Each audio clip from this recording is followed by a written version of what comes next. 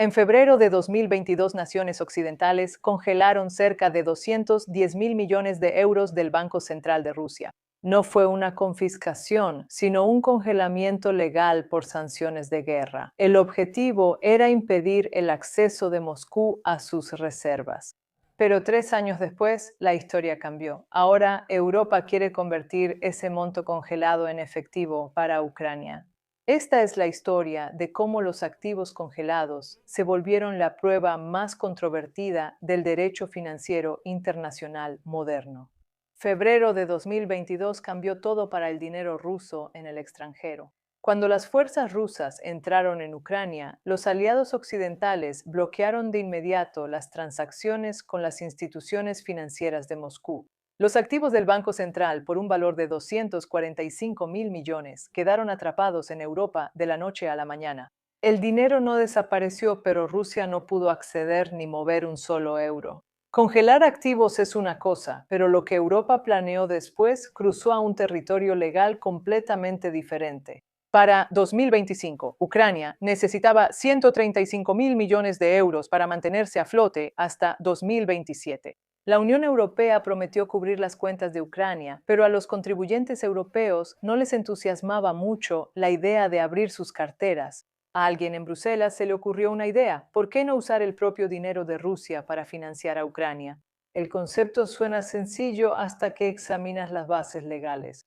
Así que el canciller alemán Friedrich Merz propuso un préstamo de 140 mil millones de euros en septiembre de 2025. El préstamo estaría respaldado completamente por esos activos rusos congelados. La presidenta de la Comisión Europea, Ursula von der Leyen, apoyó el plan.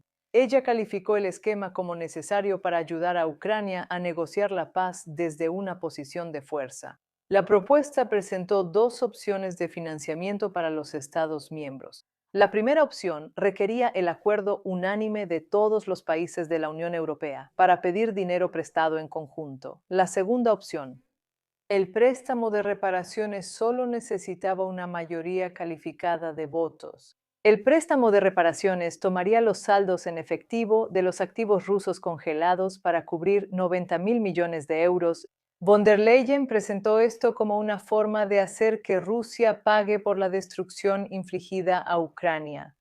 Pero expertos en derecho internacional de inmediato levantaron señales de alerta. Confiscar activos de un banco central soberano en un conflicto activo viola los principios de inmunidad soberana. Estos principios protegen las reservas de los bancos centrales, incluso en guerra, contra la confiscación. El marco legal permite congelar activos como una medida temporal de sanción. La confiscación cruza una línea que nunca se había puesto a prueba a esta escala en las finanzas internacionales modernas. Vladimir Putin calificó el plan como un robo descarado de propiedad rusa. Advirtió que el esquema reduciría drásticamente la confianza en la eurozona. Moscú prometió represalias severas si Europa tocaba un solo rublo. El Kremlin ordenó a los funcionarios preparar medidas de represalia, pero las objeciones de Putin no eran el problema más grave que enfrentaba Europa. La crisis real provino del sistema financiero europeo, donde la mayoría de esos miles de millones congelados están concentrados en un solo lugar: Bélgica. Una cámara de compensación financiera llamada Euroclear tiene 185 mil millones de euros en Bruselas. Bélgica de repente se encontró sosteniendo la papa más caliente de la política europea. El primer ministro belga, Bart De Wever, no quería tener nada que ver con este plan, según argumentó. Usar activos soberanos durante un conflicto activo no tenía precedentes. El derecho internacional normalmente maneja estos asuntos solo después de las guerras y a través de acuerdos de paz, señaló De Wever. La Comisión Europea no podía confiscar activos de una empresa privada en contra de la voluntad de un Estado miembro.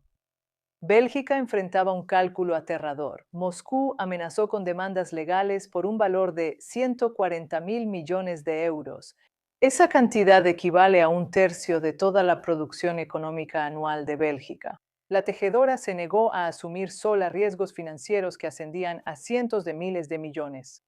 La Federación Bancaria de Bélgica respaldó su resistencia con advertencias urgentes. Verbalfin, la Federación del Sector Financiero belga, ganó. La propuesta creó riesgos impredecibles para la estabilidad de Bélgica como centro financiero. Si los inversionistas temían que sus activos pudieran ser incautados durante disputas políticas, el capital huiría de Bélgica. Más importante aún, la confianza en los mercados financieros europeos sufriría un daño irreparable. La preocupación no era teórica ni abstracta. Los fondos soberanos de todo el mundo tienen billones en instituciones financieras europeas. Estos fondos provienen de países de Asia, Medio Oriente, África y América Latina. Si Europa confisca los activos del Banco Central ruso, cada administrador de fondos soberanos se haría una pregunta sencilla. ¿Están seguros nuestros activos? El precedente indicaría que las consideraciones políticas prevalecen sobre las protecciones legales para las reservas soberanas. Los países con relaciones tensas con Europa reconsiderarían de inmediato dónde guardan su dinero. Incluso las naciones neutrales dudarían de la confianza en los centros financieros europeos. Suiza, Singapur y otros competidores se beneficiarían de la credibilidad dañada de Europa. El riesgo se extiende más allá de los fondos soberanos hasta los inversionistas internacionales privados. Si las reservas de los bancos centrales pierden su estatus protegido, ¿otros activos se volverían vulnerables? El principio fundamental en juego es la inviolabilidad de los depósitos en las instituciones financieras europeas. Alemania y la Comisión Europea intentaron desesperadamente calmar los temores de Bélgica. Propusieron fuertes salvaguardas y un mecanismo de solidaridad respaldado por garantías nacionales. Friedrich Merz comprometió a Alemania a proporcionar el 25% de los fondos de respaldo.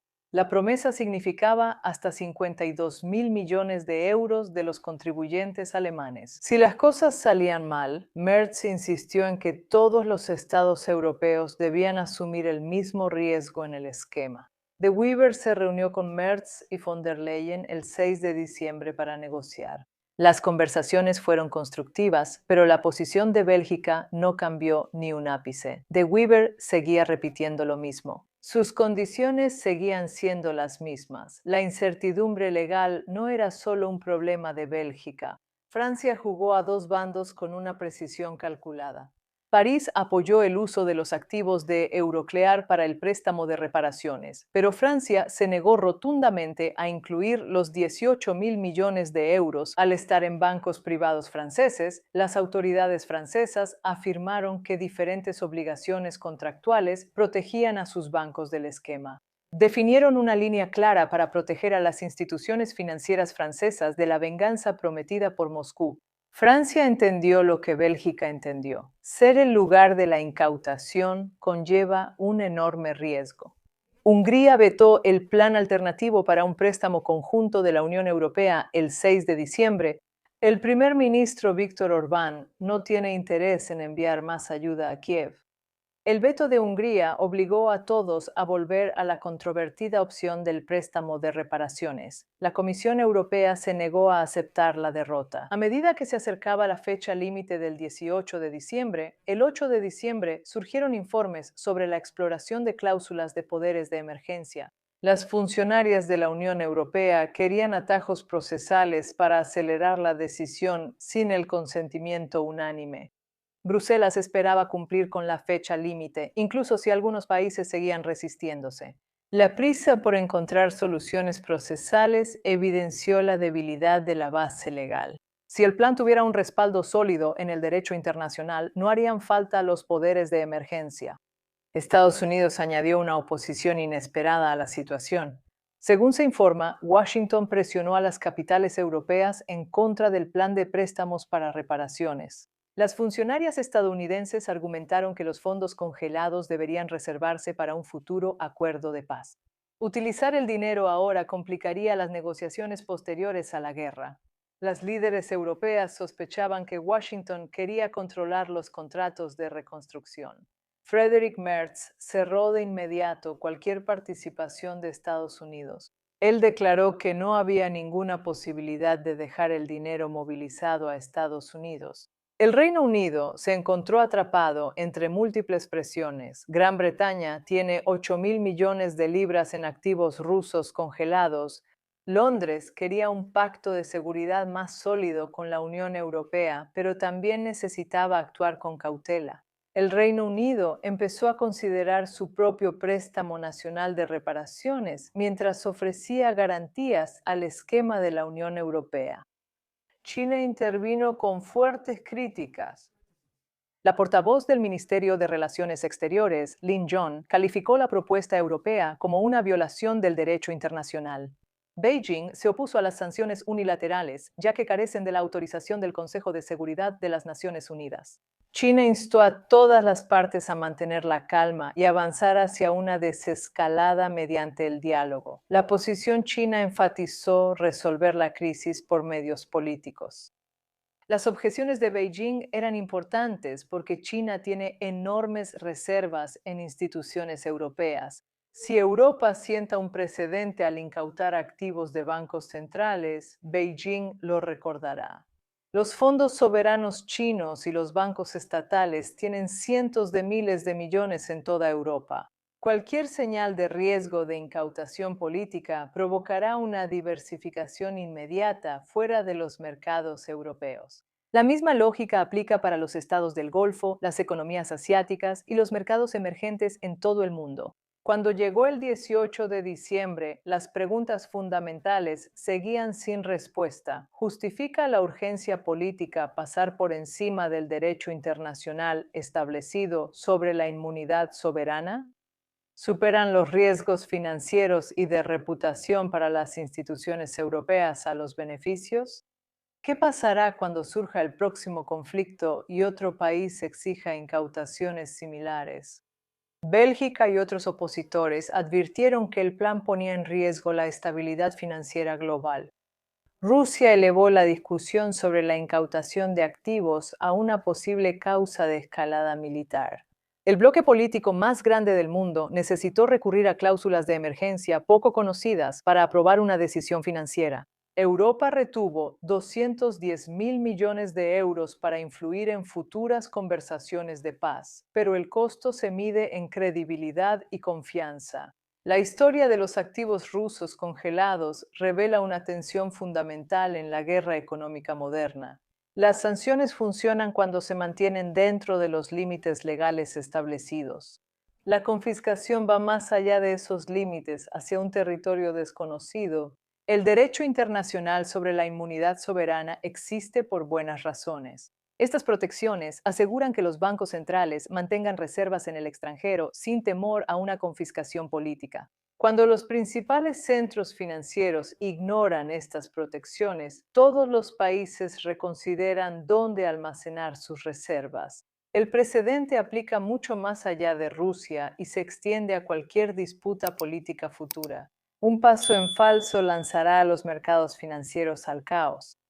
La resistencia de Bélgica resalta el problema central. Nadie quiere ser la jurisdicción donde ocurra la incautación.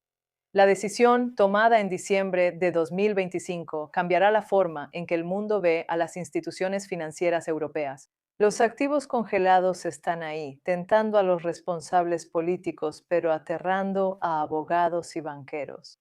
Ucrania necesita financiamiento, Rusia promete venganza y Europa debate cruzar una línea legal. Esto es lo que este momento nos enseña sobre el poder y la confianza.